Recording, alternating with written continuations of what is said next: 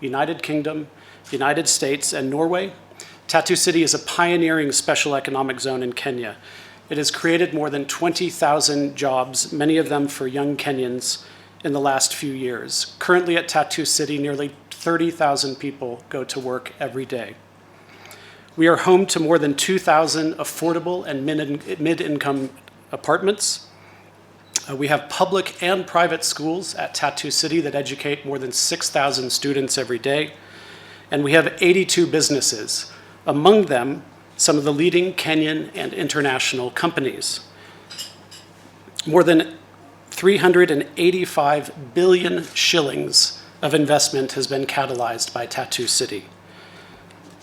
That includes some of the country's leading businesses and some of Africa's leading facilities. Notably, a new call center that employs 5,000 young Kenyans and will double in size to create 10,000 jobs in the next couple years. We also have cold storage and logistics facilities that are the best and largest in the region, and they contribute significantly to strengthening Kenya's food and medicine security. So, with those statistics, Tattoo City is a major, major success, a major foreign direct investment in Kenya. But today, I would like to say that unfortunately, that success of Tattoo City has attracted opportunistic politicians in Kenya. Today, we are blowing the whistle. We are blowing the whistle on extortion, an extortion attempt by the governor of Kiambu County, it's Governor Wamatangi, and his aide, Salome Wainaina, who is the CEC member for Lands, Housing, Physical Planning, Municipal Administration, and Urban Development. Today, we strongly, strongly condemn Salome Wainaina and Governor Wamatangi for attempting to extort foreign direct investors, international investors in Kenya, from New Zealand, the United States, United Kingdom, and Norway. These individuals here have held up for more than a year and a half the approval of Tattoo City's new master plan. All the while, they try to seize 40 acres of land from Tattoo City, including land for Governor Wamatangi's residence. The value of the land they are trying to take from Tattoo City is 4.3 billion shillings. That's about 33 million US dollars.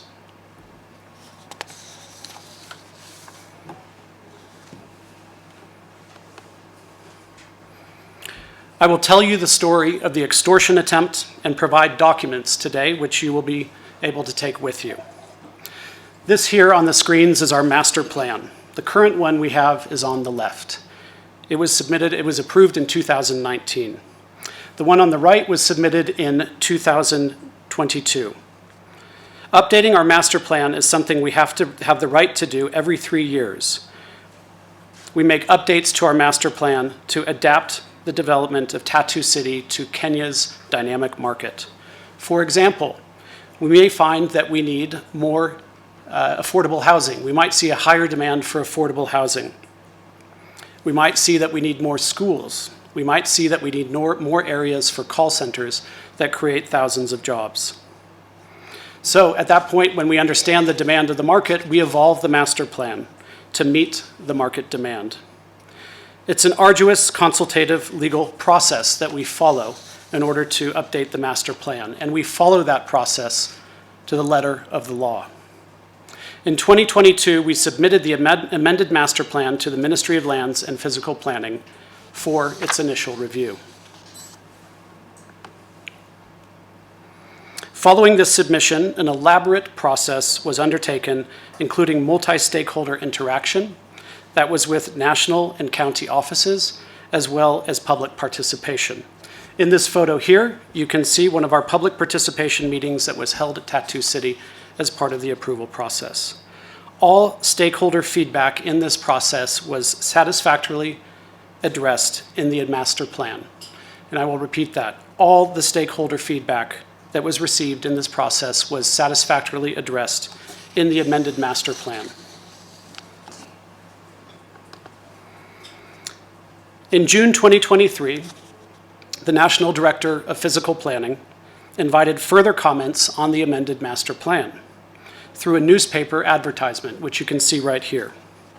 After a 60-day period without substantial feedback or any objection, the National Director of Physical Planning, prior to approving the new master plan for Tattoo City, sought a letter of no objection from the Kiambu County government. This was done according to the provisions of the Physical and Land Use Planning Act 2019. This is also where Salome Wainaina and her boss, Governor Wamatangi, they sought to usurp the national authority and control the master plan approval themselves. And they used it as an opportunity to extort Tattoo City.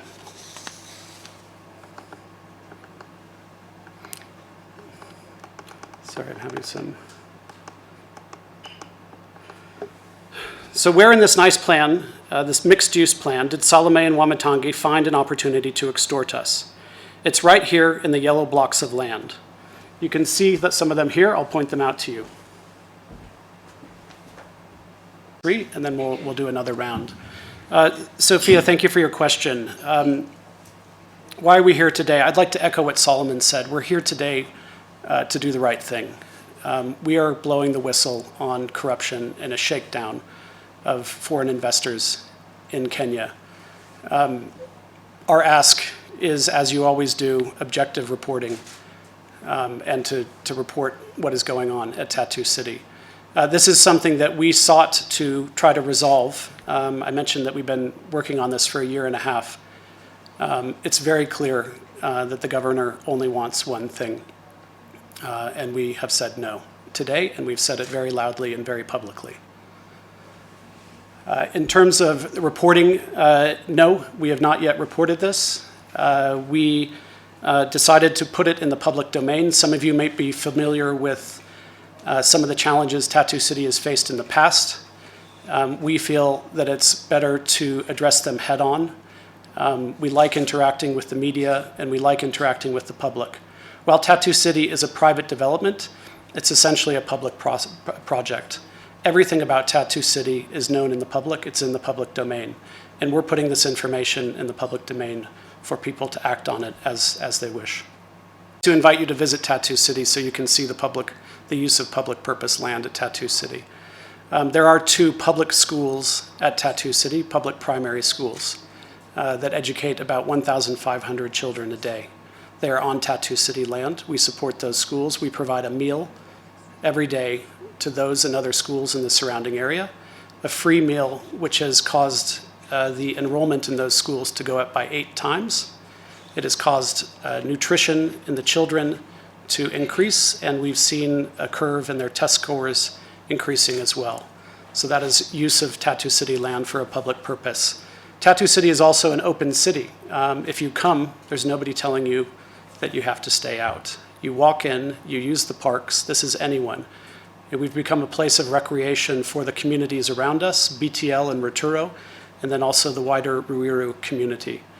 So Tattoo City is an open city for the public. In terms of the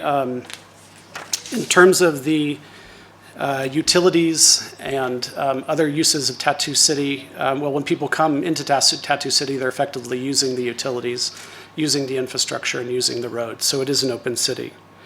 All of these are already in place. 60 kilometers of roads that anyone can use.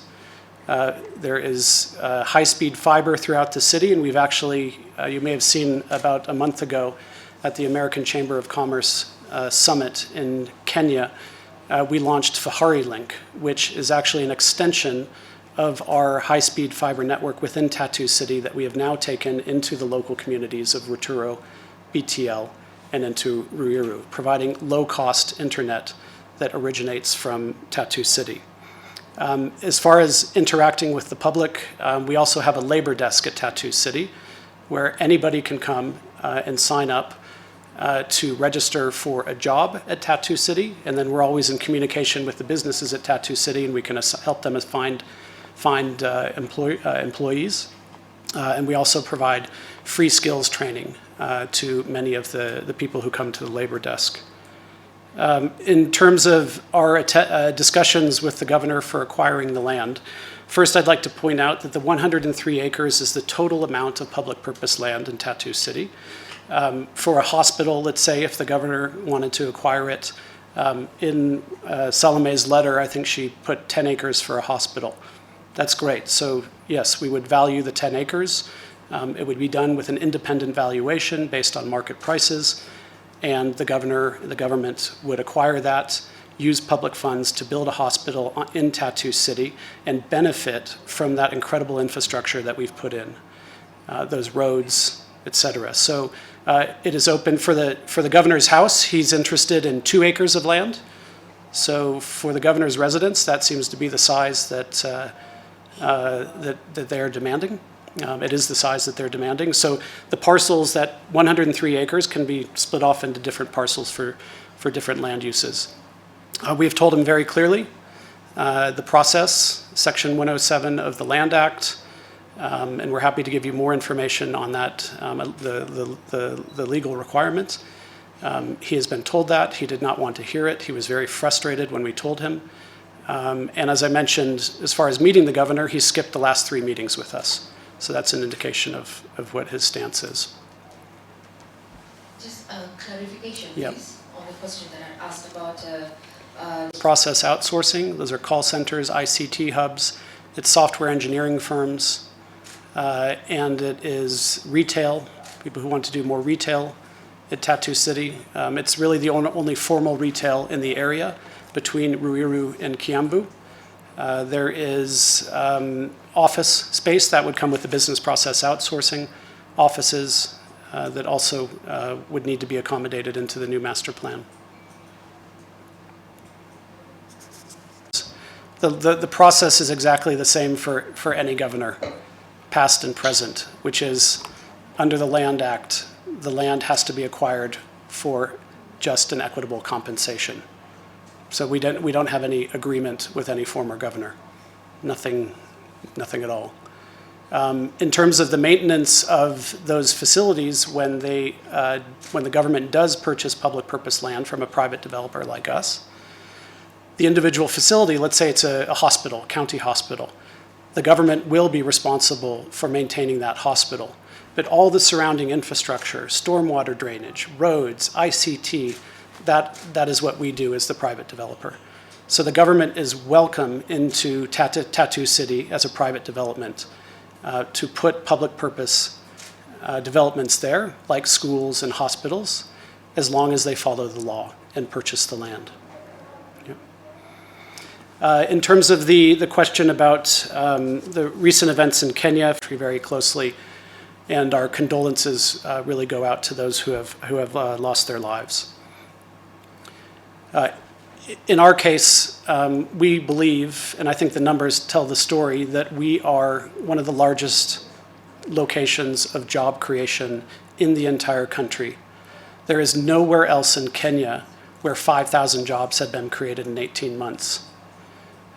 Frequently you hear the government talk about manufacturing job creation, but what Tattoo City has done with some very great international partners is establish the largest call center in East Africa in Tattoo City.